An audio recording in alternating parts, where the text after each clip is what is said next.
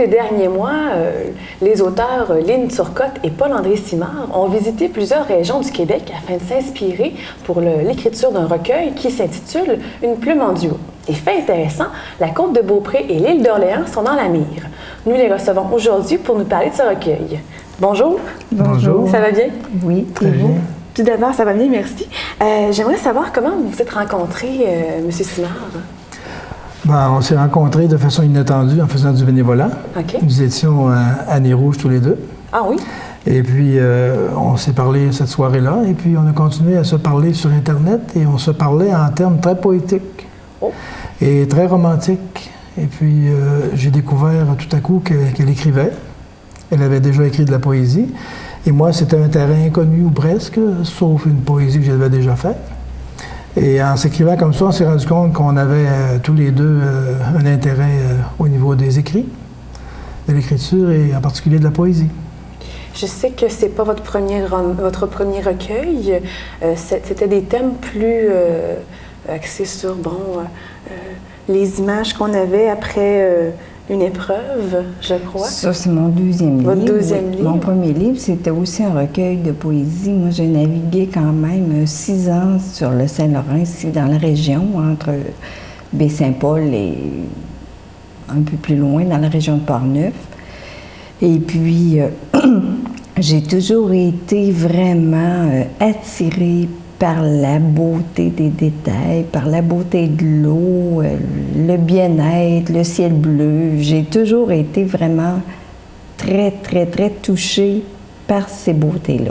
C'est pour ça que j'en ai parlé. Est-ce que le fait aussi que vous aviez eu un accident, je crois, dans le passé, est-ce que c'est ça qui vous a rendu plus près des choses, plus à l'écoute? Absolument. Mon second livre, mais là, j'ai tout raconté. J'ai raconté pourquoi que maintenant on trouve ça beau, la vie, quand on est près de la mort. Quand on frôle la mort, tout à coup, on trouve que il y a vraiment des belles choses à respecter puis à considérer.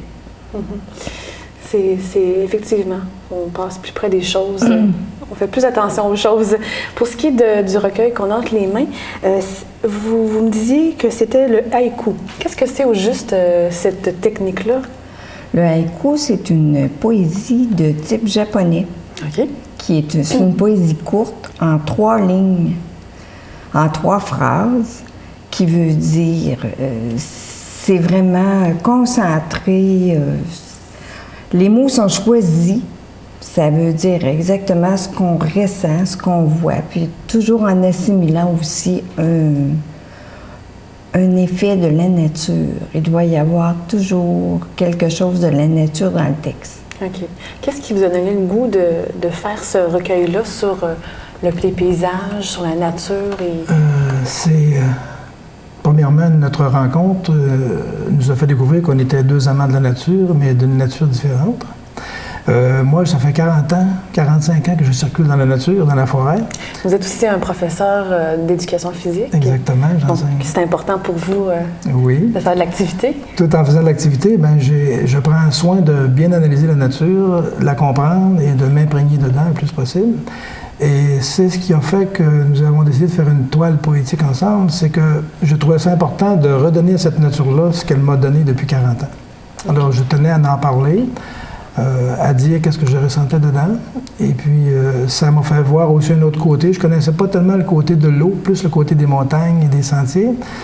Lynn, de son côté, connaissait plus le côté des bordures d'eau, les quais, les marinas. Alors tout ça, c'est très bien marié ensemble. Et puis on a gardé chacun nos styles tout en étant dans cet environnement. On a gardé nos styles, elle plus traditionnels et moi plus type haïku. Mais je veux juste souligner que ce n'est pas des haïkus avec les techniques conventionnelles. Okay. Parce que le haïku est très, très strict. Un environnement très protégé, on doit respecter certaines choses. Moi, je ne me sentais pas nécessairement à l'aise là-dedans. Alors, je lui ai donné une petite saveur québécoise OK. Et je pense que c'est assez important qu'on fasse nos choses au Québec, mais évidemment tout en respectant la technique japonaise, mais aussi en s'en démarquant un petit peu. Il y a une partie dans votre recueil qui est réservée, bon, peut-être pas réservée totalement, mais on en retrouve la côte de Beaupré et l'île d'Orléans. Ça s'appelle Québec la romantique. Et je voulais savoir pourquoi vous avez choisi ce thème-là pour cette région-là. C'est parce que la ville de Québec, on y reste, ça fait plusieurs années. Et puis, c'est une ville réputée pour le romantisme.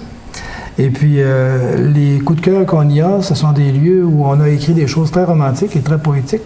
Alors, nous, on ne pouvait pas passer à côté de ce mot-là, parce que c'était un mot, je crois, pour la côte de Beaupré et l'île d'Orléans également, tout désigné pour parler du romantisme.